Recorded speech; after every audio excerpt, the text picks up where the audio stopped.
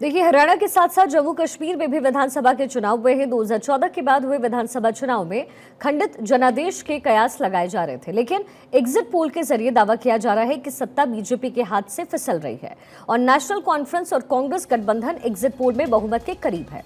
वहीं महबूबा मुफ्ती की party PDP की हालत भी काफी खराब है। सी वोटर और टुडेज चाणक्य समेत 8 एग्जिट पोल में कांग्रेस और नेशनल कॉन्फ्रेंस के गठबंधन को बहुमत के करीब बताया गया।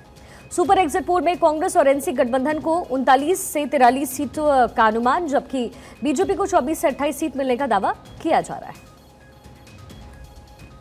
जनता का जो जबरदस्त सपोर्ट भारतीय जनता पार्टी को मिली है, मुझे पूरा विश्वास है कि 8 अक्टूबर को जब जम्मू कश्मीर में वोटों की गिनती होगी तो शानदार जीत के साथ भारतीय जनता पार्टी जम्मू कश्मीर में सबसे बड़े राजनीतिक दल के तौर पर उभर कर आएगी। ये बढ़त जो नेशनल कॉन्फ्रेंस और कांग्रेस की दिख रही है, ये केवल एग्जिट पोल में जो सही नतीजे आएंगे उसमें भारतीय जनता पार्टी सबसे बड़ी पार्टी उभर करके सामने आएगी और हमें विश्वास है कि मोर देन 35 सीट्स हम जम्मू प्रोविंस से लेंगे। मेरा मानना है कि Bharatiya Janata party exit poll से बढ़कर कहीं ज्यादा परफॉर्म करेगी और अब मीडिया हाउसेस का अपना तरीका होता है, एजेंसियों का अपना तरीका होता है, लेकिन भारतीय जनता पार्टी के कुछ बैरोमीटर्स है, कुछ पैमाने हैं जिससे हम देखते हैं कि हमें कितने वोट पड़े और किन सीटों पे हम कहां जीत रहे हैं।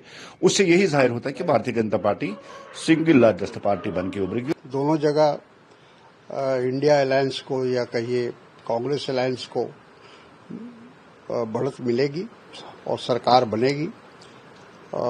मैं समझता हूं कि जो अनुमान था उस अनुमान के अनुरूप है और जो संख्या अभी बताई जा रही है